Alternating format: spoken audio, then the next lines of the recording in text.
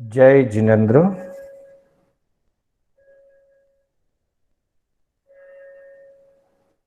मोक्ष मार्गस्य नेतारम्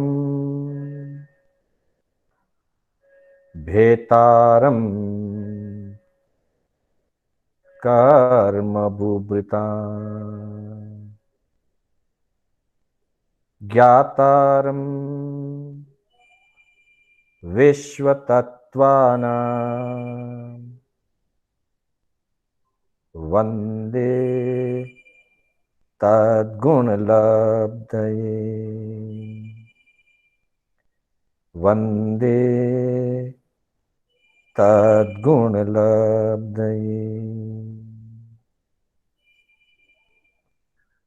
अनंत उपकारी, आस्था के आयाम, चरम तीर्थंकर श्रमण भगवान महावीर को वंदन। प्रभु की परंपरा में विचरण करने वाले परम उपकारी समस्त चारित्र आत्माओं को वंदन।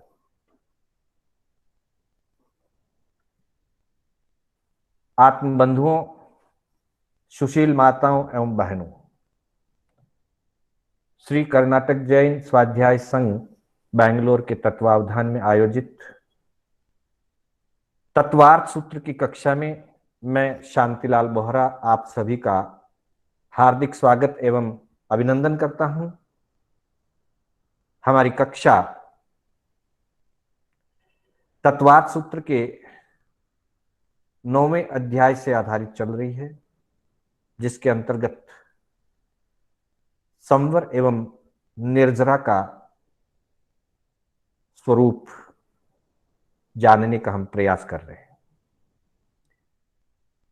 पूर्व के 8 अध्यायों में जीव, अजीव, पुण्य, पाप, आश्रव और बंध तत्वों को हमने जानने का प्रयास किया। आज की कक्षा में निर्जरा के अंतर्गत आभ्यंतर तप 6 प्रकार के और उसमें ध्यान के स्वरूप की हम चर्चा करेंगे। ध्यान के अंतर्गत 4 ध्यान की बात बताई गई है, 4 प्रकार के ध्यान की चर्चा हुई है, जिनमें से 2 प्रशस्त ध्यान कहे गए हैं और 2 अप्रशस्त ध्यान कहे गए हैं। जो ध्यान पाप कर्मों के आश्रव के कारण बनते हैं, दुर्ध्यान कहते हैं उनको, वे आर्त ध्यान और रौद्र ध्यान अप्रशस्त ध्यान है, अशुभ ध्यान है। एक चार्ट के द्वारा आप देख सकते हैं। साथ ही जो ध्यान कर्मों के क्षय में, कर्म निर्जरा में निमित्त बनते हैं, उनको सुध्यान या प्रशस्त ध्यान कहते हैं। उसके अंतर्गत धर्म ध्यान और शुक्ल ध्यान है। शुक्ल ध्यान सीधे तौर पर मोक्ष का साक्षात कारण बनता है। धर्म ध्यान मोक्ष के लिए परंपरा से कारण बनता है, अर्थात धर्म ध्यान से होकर जीव शुक्ल ध्यान में प्रवेश करता है और फिर शुक्ल ध्यान से मोक्ष की प्राप्ति होती है। जबकि आर्त ध्यान में मुख्य रूप से पीड़ा का चिंतन होता है, दर्द का अथवा संयोग वियोग जन्य, भोग जन्य जो अशुभ चिंतन होता है, वो आर्त ध्यान है। और पाप क्रिया में जिसको रुचि आती है, पाप क्रिया जिसको अच्छी लगती है, पाप में ही जिसको सुखानुभूति होती है, ऐसा ध्यान जिसमें थोड़ी क्रूरता जुड़ी होती है, वो रौद्र ध्यान होता है। तो बंधुओं, इन 4 ध्यान में से 2 ध्यान आभ्यंतर तप रूप है, अर्थात धर्म ध्यान और शुक्ल ध्यान आभ्यंतर तप के हेतु हैं। हमने आर्त ध्यान की कल चर्चा की थी। आर्त ध्यान कौन करता है, आर्त ध्यान किस लेवल तक के व्यक्ति को होता है, और रौद्र ध्यान का क्या स्वरूप है, इसकी आज चर्चा हम करेंगे। तो एक बार हम मूल सूत्रों का उच्चारण करें। 35वां और 36वां सूत्र हम उच्चारण करेंगे पूर्ण मंगल भावना के साथ। तद विरत देश विरत प्रमत संयत्ता नाम, तद विरत देश विरत प्रमत्त संयत्ता नाम 35वां सूत्र, जिसमें आर्त ध्यान कहां कहां होता है, किस किस स्तर के जीव को आर्त ध्यान होता है, उसकी चर्चा की। और 36वें सूत्र में रौद्र ध्यान का स्वरूप और रौद्र ध्यान को ध्यानने वाले कौन कौन होते हैं उसकी बात आई है। हिंसा नृत्यस्तेय विषय संरक्षणेभ्यो रौद्र मविरत देश विरतयो, हिंसा नृत्यस्तेय विषय संरक्षणेभ्यो रौद्र मविरत देश विरतयो। इस तरह से आर्त और रौद्र ध्यान के मालिक या ध्याने वाले कौन कौन हैं और रौद्र ध्यान का क्या स्वरूप है, इसकी चर्चा इन दो सूत्रों में होगी। तो पहले 35वें सूत्र की हम चर्चा करें। जैसा कि 35वें सूत्र में कहा गया है, 35वां सूत्र किनको होता है, आर्त ध्यान किनको होता है, यह चर्चा 35वें सूत्र में है। तद विरत देश विरत प्रमत्त संयता नाम, अर्थात तत् अविरत देश विरत और प्रमत्त संयता नाम, यानी कि आर्त ध्यान अविरत जीवों को, जिन जीवों के कुछ भी व्रत पचखान नहीं है, वो सम्यक दृष्टि भी हो सकते हैं, मिथ्या दृष्टि भी हो सकते हैं, चौथे गुणस्थान वाले हैं तो अविरत सम्यक दृष्टि है, और पहले दूसरे तीसरे गुणस्थान वाले हैं तो अविरत तो है ही है, साथ में पहले तीसरे गुणस्थान वाले मिथ्या दृष्टि और मिश्र दृष्टि हैं, दूसरे गुणस्थान वाले पतित होते हुए सम्यक दृष्टि है। मिथ्यात्व को तो नहीं पहुंचे हैं साश्वादन गुणस्थान, लेकिन मिथ्यात्व के बहुत नजदीक है, मिथ्यात्व के सम्मुख है, इसलिए मोटे तौर पर वो मिथ्या दृष्टि जैसी है। तो जिनके व्रत पचखान आदि नहीं है, दृष्टि सम्यक हो सकती है, मिथ्या हो सकती है, मिश्र हो सकती है, ऐसे जीव कई बार प्रसंग उपस्थित होने पर विभिन्न प्रकार का आर्त ध्यान करते हैं। साथ ही बताया देश विरक्त, देश विरक्त का मतलब है जिनमें विरति भाव तो है, त्याग भाव है, लेकिन पापों का संपूर्ण त्याग जिन्होंने नहीं किया है। देश का अर्थ होता है आंशिक, कुछ अंश रूप में, जिसको व्यवहार में श्रावक धर्म कहा जाता है, ग्रस्त धर्म कहा जाता है। कुछ पापों का हमने त्याग किया हुआ है और कुछ पाप हमारे जीवन में चल रहे हैं, अर्थात कुछ पापों से हम विरत हुए, त्यागी बने, और कुछ पापों का सेवन चल रहा है। ऐसी स्थिति में उनको देश, श्रावक को देश विरत कहा जाता है, आंशिक विरति। तो श्रावक को भी आर्त ध्यान होता है, हो सकता है, श्रावकपणी में रहते हुए भी आर्त ध्यान हो सकता है। हाँ, ये जरूरी नहीं है कि आर्त ध्यान अगर हो गया तो श्रावकपणा नष्ट हो जाएगा, ऐसी बात नहीं है। श्रावकपणी में रहते हुए भी कुछ आर्त ध्यान हो सकता है। फिर प्रमत्त संयताना, जो संयति हैं, साधु साध्वी मुनिगण हैं, उनके भी कभी कभी किसी कारण विशेष से आर्त ध्यान हो सकता है।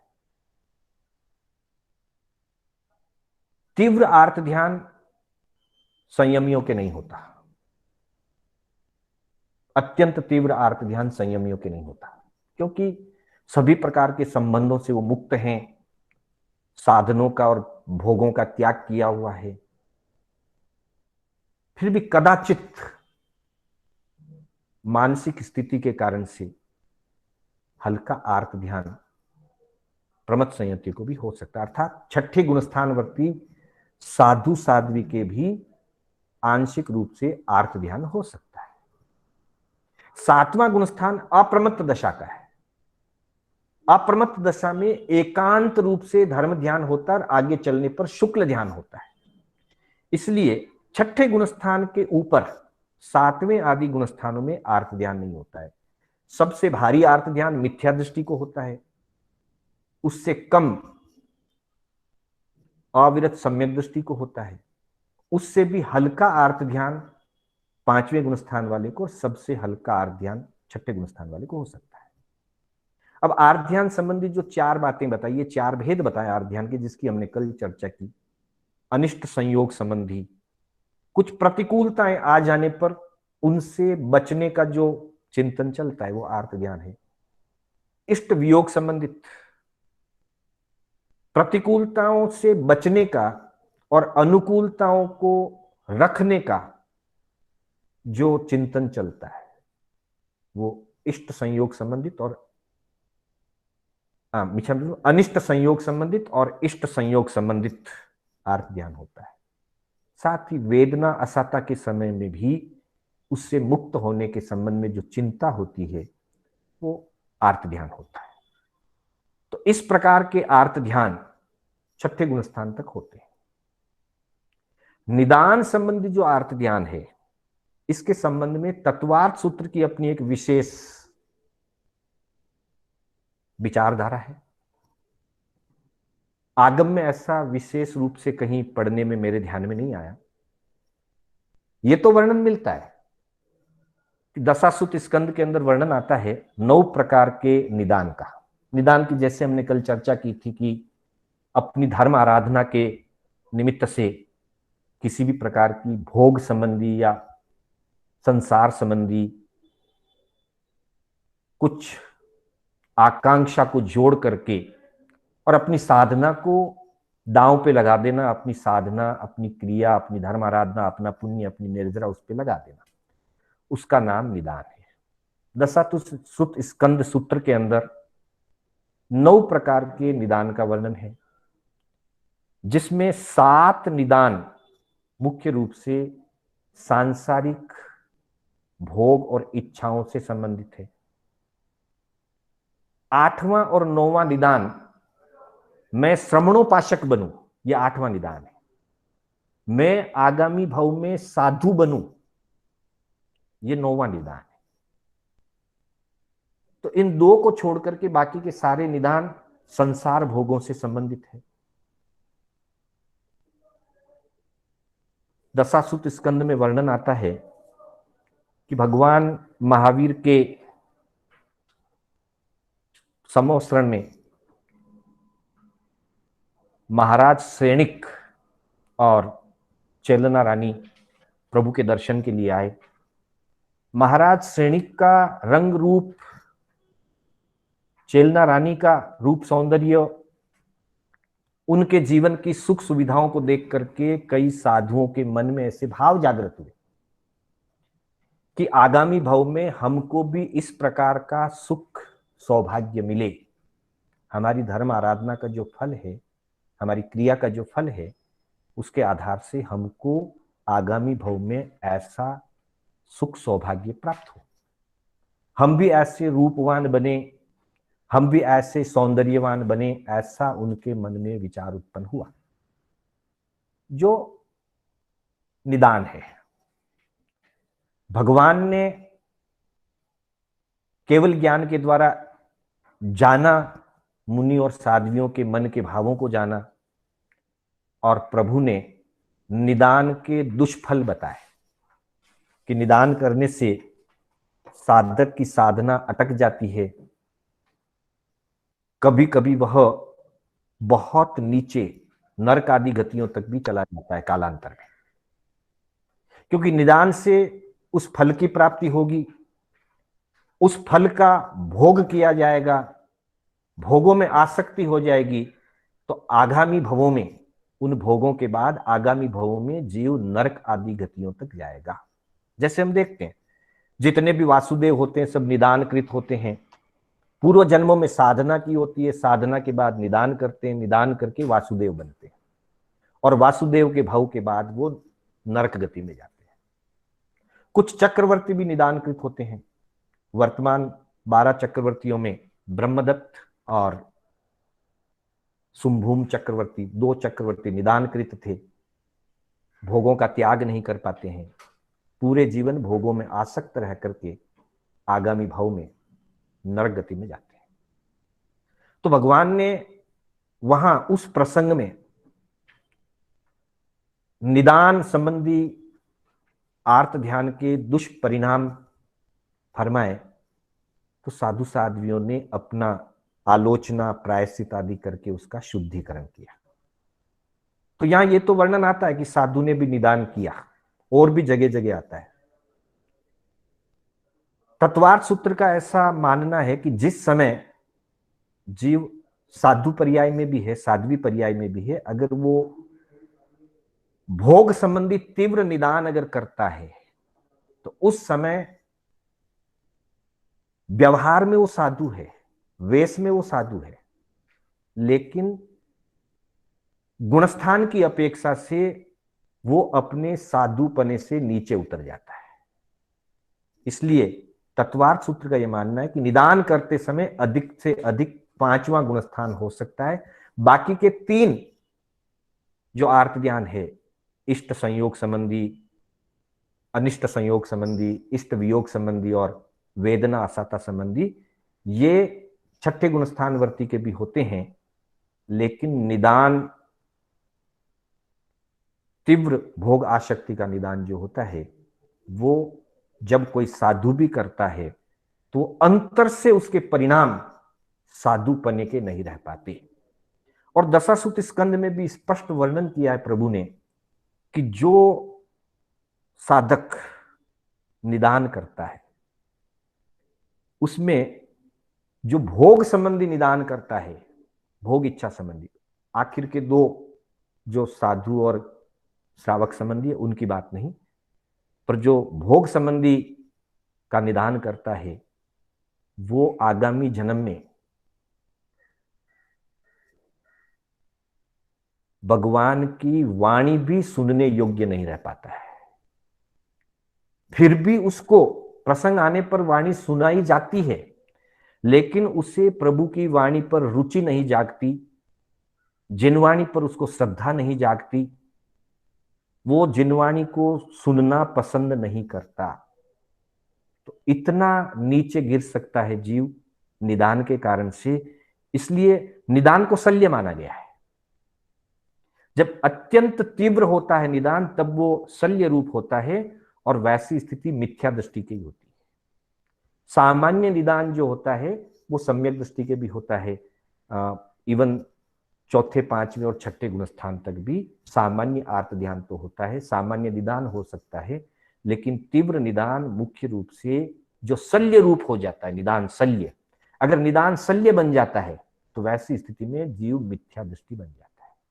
जैसे कुछ साधक अच्छी साधना करके फिर निदान कर लेते हैं, निदान के बाद वो उस भोगों में इतने उलझ जाते हैं कि 7वीं नरक तक जाते हैं आगामी जन्म में। और जब कोई जीव 7वीं नरक में जाता है तो वो निदान उसके लिए शल्य रूप होता है, क्योंकि 7वीं नरक में एकांत मिथ्या दृष्टि जीव ही जाता है। तो इस तरह से निदान की बहुत अनेक प्रकार से निदान करने वाले की साधना खत्म हो जाती है, साधना मलिन हो जाती है, अथवा वो साधना से पूरा दृष्टि से भी मिथ्या दृष्टि में जा सकता है। अतः प्रभु ने फरमाया कि निदान ना करें। अब मान लीजिए कोई श्रावक या साधु बनने का निदान करे, 8वां और 9वां निदान है, मैं अगले जन्म में श्रवणोपासक बनूं, मैं आगामी भाव में साधु बनूं।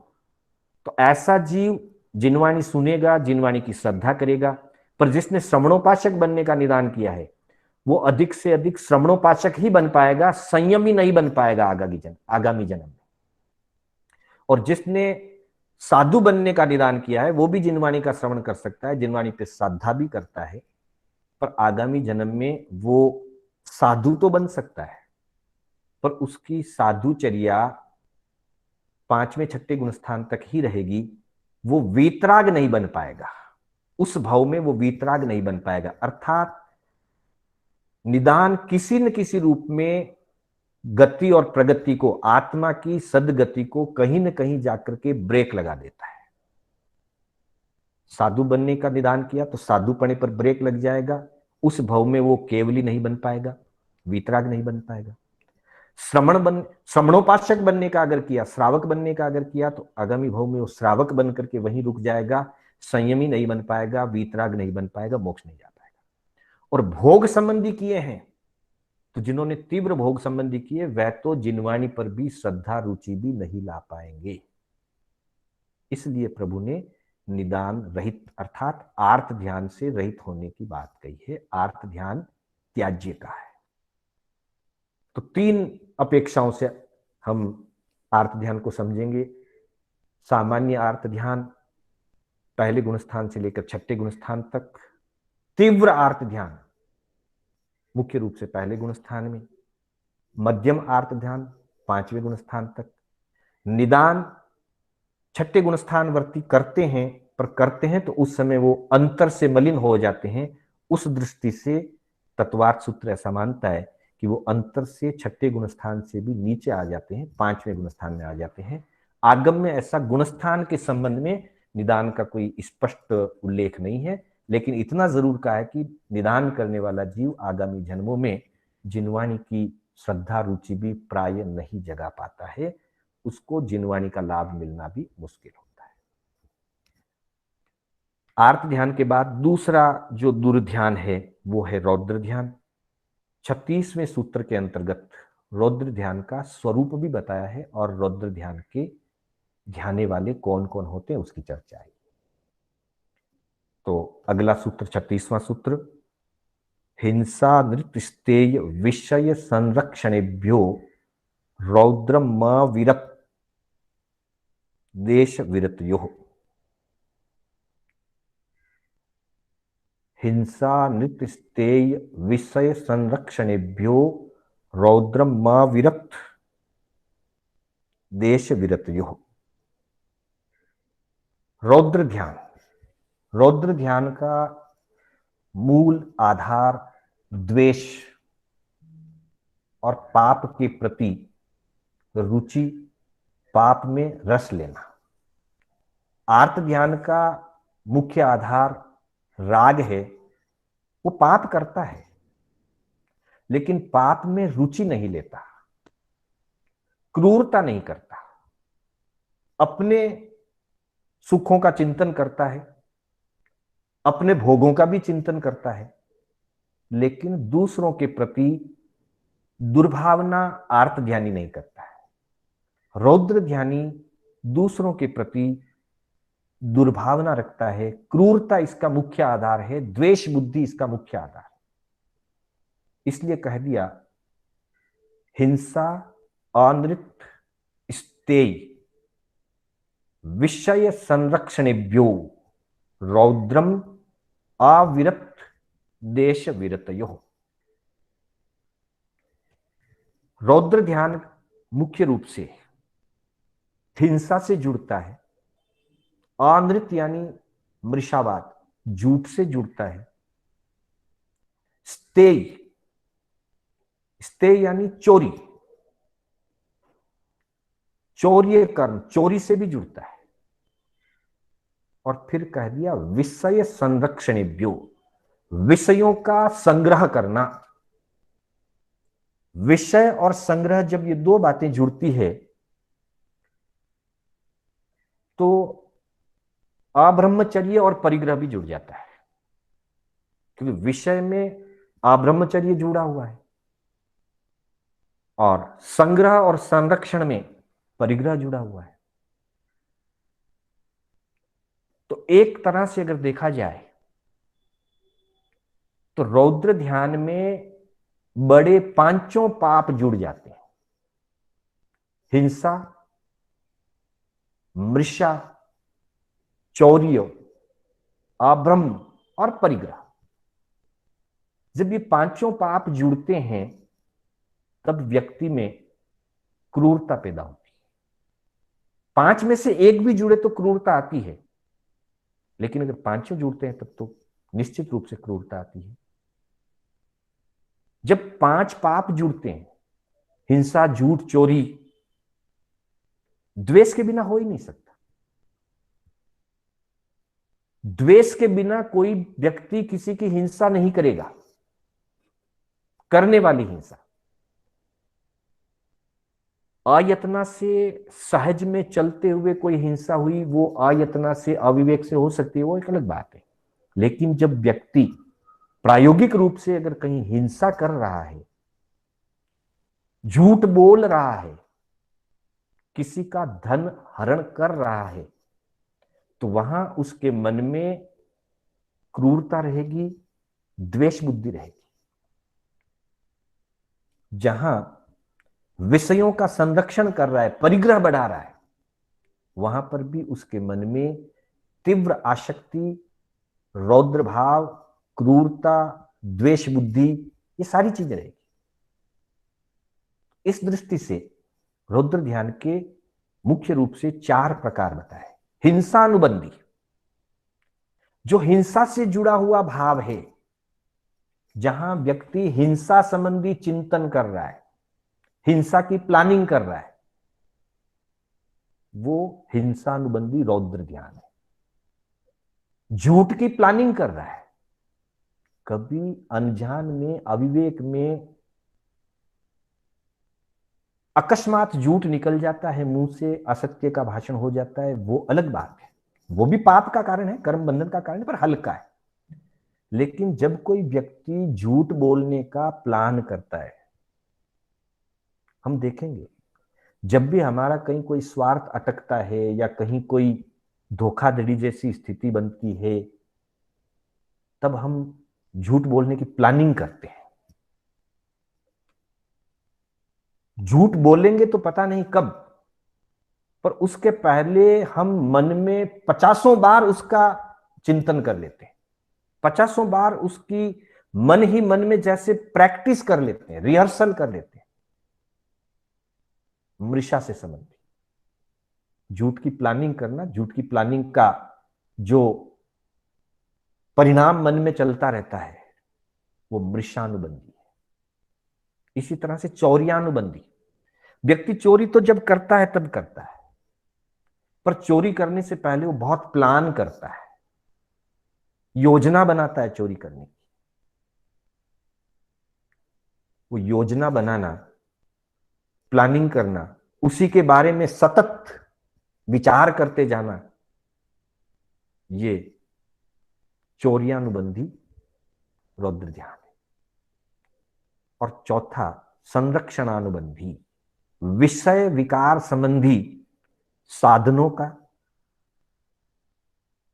विषय विकार और भोगों की पूर्ति के जो भी शब्दादि विषय हैं, शब्द, रूप, रस, गंध और स्पर्श,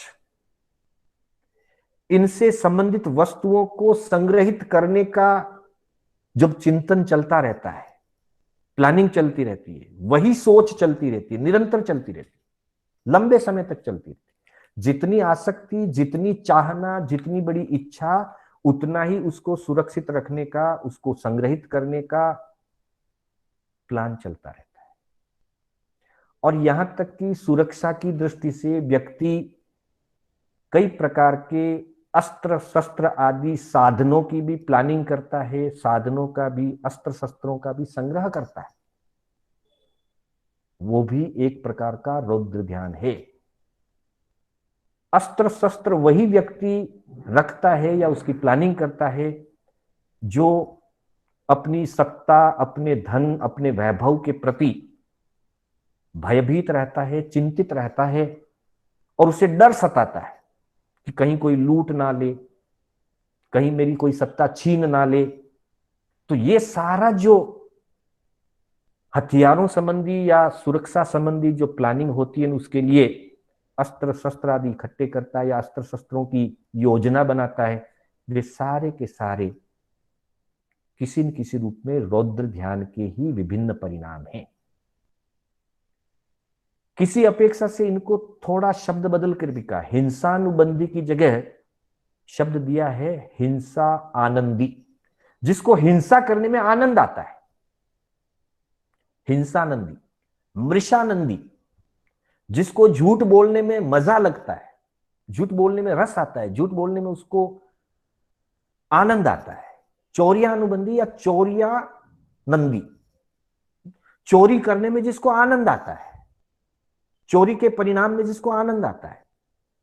और विषय संरक्षणानंदी, विषय के भोगों के साधनों के इकट्ठा करने में या उसकी प्लानिंग करने में जिसको आनंद आता है, अर्थात पाप की क्रियाओं में जिसको आनंद आता है और पाप की क्रियाओं की जो योजनाएं बनाता है, पाप क्रियाएं करता है, उसको रौद्र ध्यान कहा गया।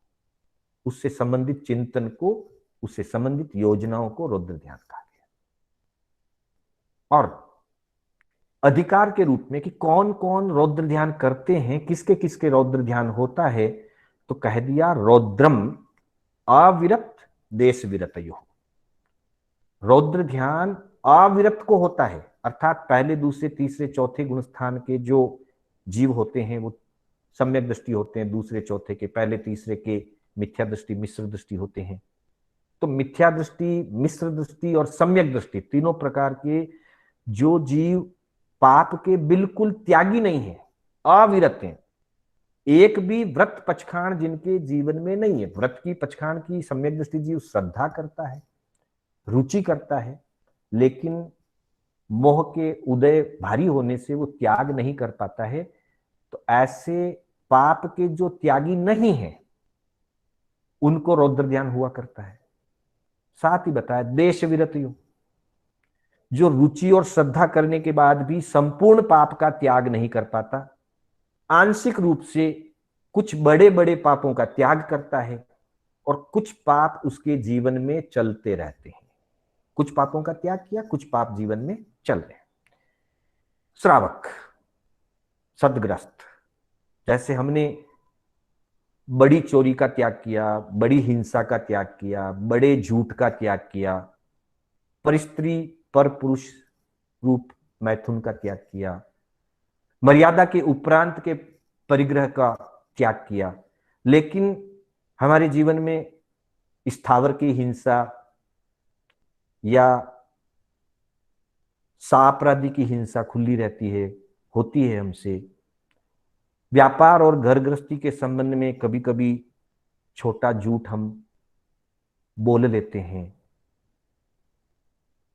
कई बार बिना परमिशन के, बिना अनुमति के कुछ वस्तु हम उठा लेते हैं, ले लेते हैं, ग्रहण कर लेते हैं, अदत्तादान हो जाता है। और परिग्रह एवं कुशील, अभ्रम, ये भी ग्रस्त के जीवन में, श्रावक के जीवन में मर्यादित ही सही पर आंशिक रूप से लगा रहता है। और जो चीजें उसके साथ जुड़ी हुई है उसके संबंध में उसको चिंता, प्लानिंग, योजना, ये होता रहता है। इसलिए 5वें गुण स्थान तक रौद्र ध्यान हो सकता है। कोई हमारे धन को हरण करे तो हमारे में क्रोध के परिणाम, द्वेष के परिणाम आ सकते हैं। कोई हमें सताए तो उसके प्रति हमें द्वेष भाव आ सकता है। कोई हमारे अनुकूलताओं में बाधक बने, निमित्त भी बनता है तो हमारे में उसके प्रति रौद्र परिणाम, दुष्परिणाम, कटु परिणाम आ सकते हैं। पर ऐसा रौद्र ध्यान 5वें गुण स्थान तक होता है, श्रावक तक होता है, साधु के नहीं होता। क्योंकि साधु ने हिंसा, मृषा यानी कि असत्य, चोरी, कुशील और परिग्रह, इन पांचों का पूर्ण रूप से 3 करण 3 योग से त्याग कर दिया। जिसने हिंसा आदि 5 पापों का 3 करण 3 योग से त्याग किया हुआ है उसको रौद्र ध्यान नहीं होगा। उनको कहीं पर भी संग्रह और सुरक्षा की बात आएगी नहीं उनके जीवन में। श्रावक मर्यादा करता है, इसलिए अनेक प्रकार के साधनों को वो रखता है तो उनकी संग्रह वृत्ति भी होती है, उनकी सुरक्षा का भी प्रसंग बनता है। और उस बीच में सूक्ष्म रूप से या छोटी हिंसा, स्थावर जीवों की हिंसा, छोटा झूठ, छोटी चोरी, अनजान की चोरी, क्योंकि जितनी जागरूकता साधु के जीवन में होती है, संयमी जीवन में होती है, वैसी जागरूकता तो श्रावक की होती नहीं। इसलिए जाने अनजाने में पांचों प्रकार के पाप आंशिक रूप से श्रावक के जीवन में पांचवें गुणस्थान में लगते रहते हैं और उनके निमित्त से रौद्र ध्यान भी होता है। तो इस तरह से ये चार चीजों में हिंसा करे और आनंद माने, झूठ बोल करके किसी को ठगे और फिर उसमें आनंद माने, चोरी का कार्य करे और अपनी चतुराई का आनंद मनाए कि मैंने ऐसी चतुराई से चोरी की है कि किसी को भी पता नहीं चल पाएगा। हालांकि कितनी भी सुरक्षा से व्यक्ति चोरी करता है, झूठ बोलता है, कहीं ना कहीं किसी न किसी रूप में पकड़ा जाता है। वो फिर भी स्वीकार नहीं करता है, गलती नहीं मानता है, वो अलग बात है, लेकिन पकड़ा जाता है। पर मैं नहीं पकड़ा जाऊंगा ऐसा सोच करके कई बार व्यक्ति उसमें आनंदित होता है।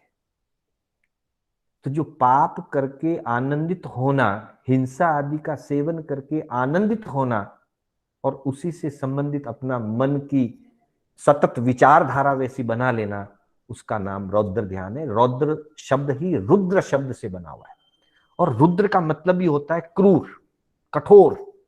तो जहां मन के परिणाम क्रूर हैं, मन के परिणाम जहां कठोर हैं, दूसरों के दुख पीड़ा को देख करके भी, पीड़ा देकर के भी जिसको मन में दया भाव नहीं आवे, हिंसा करके भी दया भाव नहीं आए, हिंसा करना अलग बात है,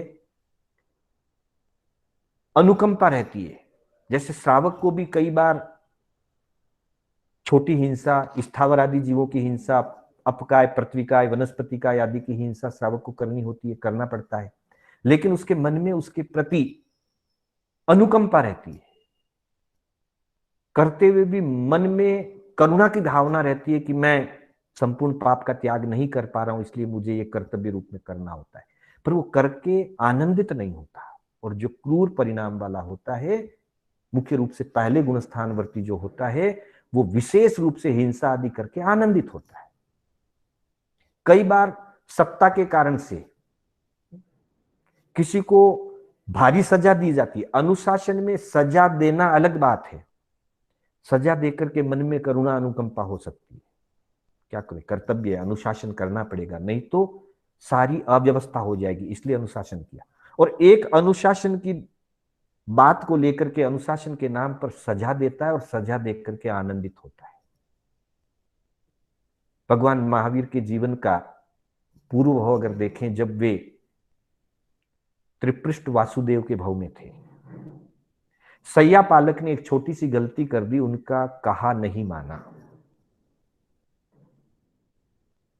उन्होंने सैया पालक को कहा था त्रिपृष्ठ वासुदेव के भाव में कि जब मुझे नींद आ जाए तो संगीत बंद करवा देना। लेकिन उसने, सैया पालक ने संगीत सुनने में वो इतना मशगूल हो गया कि राजा को कब नींद आ गई, वासुदेव को कब नींद आ गई, उसे पता नहीं चला और वो संगीत का कार्यक्रम रोक नहीं पाया, रुकवा नहीं सका। थोड़ी देर के बाद त्रिपृष्ठ वासुदेव की आंख खुली, नींद से जगा और देखा कि संगीत चल रहा है। बड़ा क्रोध आया, अहंकार भी था, मद भी था सत्ता का, कि मेरी आज्ञा का पालन नहीं किया। इसको संगीत सुनना बड़ा अच्छा लगता है, कर्ण प्रिय है ये, इसके कानों में उबलता हुआ शीशा डलवाया जाए, आदेश दे दिया। क्रूरता पूर्वक आदेश दिया। बाद में भी अभी डाला नहीं गया, आदेश दिया, शीशा डाल नहीं दिया। बाद में जिस समय बीच में समय मिला था, उस सजा को क्रियान्वित करने के बीच में जो काल मिला, अगर उस काल में उनको अनुकंपा भाव जाग जाता तो वो उस सजा को निरस्त कर सकते थे, नहीं किया। फिर जब उसके कानों में शीशा डलवाया गया, वो तड़प तड़प करके मर रहा है, तड़प रहा है, तब भी उसकी दवाई करवाई जा सकती थी, नहीं करवाई। और तड़पते हुए जब उसकी मृत्यु हो गई, तब भी अंदर में हर्ष हुआ, आनंद आया कि मेरी आज्ञा की अवहेलना करने वाले के साथ यही होता है। मतलब उसको उन्होंने जस्टिफाई किया, अफसोस नहीं किया, पश्चाताप नहीं किया। ये तीव्र हिंसानुबंधी रौद्र ध्यान हुआ। और वैसी स्थिति में उनके उस भाव में गाढ़ निकाचित कर्मों का बंधन हुआ, और ठेठ 27वें भाव में, महावीर के भाव में, वह जीव ग्वाला बन करके आता है और कानों में खिले ठोकता है। तो कहने का मतलब है कि जो पाप की क्रिया में पश्चाताप नहीं करता, उल्टा हर्ष मनाता है, तो रौद्र परिणाम होते हैं, क्रूर परिणाम होते हैं। आगम में भी इसके बारे में बताया है कि 4 प्रकार का रौद्र ध्यान होता है, या 4 भेद हैं रौद्र ध्यान के। ठाणांग सूत्र में और भगवती सूत्र में इसका वर्णन मिलता है। वहां कहा गया, रौद्रे झाणे चौविहे पनत्ते। आगम वचन के अंतर्गत रौद्रे झाणे चौविहे पनत्ते। रौद्र ध्यान 4 प्रकार का होता है। तंजहा वो इस प्रकार है: हिंसानुबंधी, मोसानुबंधी, तेयानुबंधी, सारक्षानुबंधी। वही हिंसानुबंधी, मृषानुबंधी, चौर्यानुबंधी और संरक्षणानुबंधी आर्त ध्यान। विशेष रूप से उत्तराध्ययन सूत्र के अंतर्गत, आगम वचन में उत्तराध्ययन सूत्र में विशेष बात कही है कि 31वें अध्ययन में, जहां साधु के लिए क्या करना चाहिए और क्या नहीं करना चाहिए, साधक को क्या करना क्या नहीं करना, उसके संदर्भ में कहा है, विगहा कषाय सन्नाणम झाणानम च दुयम तहा जे भिक्षु वजई नित्यम सेन अच्छई मंडले। आगम वचन के अंतर्गत अगली स्लाइड में आप देखेंगे, उत्तराध्ययन सूत्र में बताया 4 संज्ञाएं, 4 कषाय, 4 विकथाएं, ये त्याज्य है। वही बताया कि ध्यान भी 4 होते हैं: आर्त ध्यान, रौद्र ध्यान, धर्म ध्यान और शुक्ल ध्यान। तो उसके संदर्भ में फरमाया है प्रभु ने कि उस 4 में से 2 ध्यान, अर्थात आर्त ध्यान और रौद्र ध्यान वर्जित है। जो आर्त ध्यान और रौद्र ध्यान को छोड़ देता है, वर्जित कर देता है, अर्थात आर्त ध्यान और रौद्र ध्यान का जो सेवन नहीं करता है, से न अच्छई मंडले, वह इस संसार चक्र में परिभ्रमण नहीं करता। अर्थात आर्त ध्यान और रौद्र ध्यान का त्यागी धर्म ध्यान और शुक्ल ध्यान को सेवन करेगा, धर्म ध्यान और शुक्ल ध्यान की आराधना साधना करेगा और संसार चक्र से मुक्त हो जाएगा। आगे चल करके रौद्र ध्यान के 4 लक्षण दिए हैं कि क्या क्या स्थितियां होती है रौद्र ध्यान वाले व्यक्ति की। रौद्र ध्यान के 4 लक्षण भगवती सूत्र में और ठाणांग सूत्र में बताए गए। अगली स्लाइड में आप देखेंगे रौद्र ध्यान के 4 लक्षण: ओषन्न दोष, बहुल दोष, अज्ञान दोष और आमरणांत दोष। कुछ कुछ साधक, कुछ कुछ जीव हिंसा आदि किसी एक पाप में बहुत ज्यादा दोष लगाता है, एक ही पाप में बहुत दोष लगाता है, तो उसको औषन्न दोष कहा गया है। और कोई कोई व्यक्ति सभी प्रकार के पापों में दोष लगाता है, सब प्रकार के पापों का सेवन करता है, सब प्रकार के रौद्र ध्यान का सेवन करता है, हिंसानुबंधी, मृषानुबंधी, चौर्यानुबंधी, संरक्षणानुबंधी, तो उसे बहुल दोष कहा गया है, बहुत अधिक दोषों वाला। नेक्स्ट स्लाइड लगा दीजिए प्लीज। उसके बाद तीसरे नंबर पे बताया गया है अज्ञान दोष, अन्नान दोषे। कोई कोई व्यक्ति अज्ञानता के कारण पाप के कार्यों को भी धर्म के कार्य मान करके करता है, हिंसा में भी धर्म मानता है, अनेक ऐसे मत मतांतर है संसार के अंदर जो हिंसा में भी धर्म मानते हैं। वो अज्ञान दशा है। उस अज्ञानता के कारण से जब हिंसा में धर्म माना जाता है तब उसकी क्रूरता और बढ़ जाती है। एक तरफ हिंसा करता है और दूसरी तरफ उसको धर्म मान करके करता है, तब भ्रांति भी है, मिथ्यात्व भी है और रौद्र ध्यान की तीव्रता भी। और चौथा कहा आमरणांत दोष। रौद्र ध्यान की तीव्रता वाला व्यक्ति दोष सेवन करने के बाद आमरणांत, जिंदगी भर, मृत्यु पर्यंत तक अफसोस नहीं करता। जीवन के अंतिम घड़ियों में भी प्रायश्चित या पश्चाताप जब नहीं करता है तो आमरणांत दोष, जिंदगी भर उस दोष का सेवन करता है। जैसा अभी हमने चर्चा की, त्रिपृष्ठ वासुदेव के भाव में महावीर की आत्मा ने जो हिंसानुबंधी किया था उसको इतनी तीव्र सजा दी सयापालक को कि उसकी मृत्यु हो गई। और मृत्यु के बाद उसका अफसोस नहीं हुआ, आलोचना या प्रायश्चित नहीं लिया, तब वो दोष उनके लिए आमरणांत दोष बन गया। पहले तो उनके वो अवसन्न दोष बना, औसन्न दोष बना, एक हिंसा संबंधी पाप किया। लेकिन बाद में जब जीवन पर्यंत उसकी आलोचना नहीं की तो वह दोष उनके लिए आमरणांत दोष बन गया। और ऐसी स्थिति में त्रिपृष्ठ वासुदेव के भाव से आयु पूरा करके वो आत्मा 7वीं नरक की मेहमान बनी। ये क्रूरता और रौद्रता का बहुत तीव्र परिणाम था। तो इस तरह से बंधुओं, आज हमने रौद्र ध्यान के संबंध में चर्चा की। रौद्र ध्यान में 4 लक्षण, रौद्र ध्यान के 4 प्रकार, और आखिर में बताया गया है कि आर्त ध्यान जो होता है, जिसकी हमने चर्चा की, वो अनिष्ट के संयोग से होता है, इष्ट के वियोग से होता है, वेदना के निमित्त से होता है और निदान के कारण भी होता है। आगामी भव की भोगों की प्राप्ति के लिए जो होता है वो निदान रूप होता है। और रौद्र ध्यान में पहले से 5वें गुण स्थान तक होता है, आर्त ध्यान पहले से 6ठे तक होता है।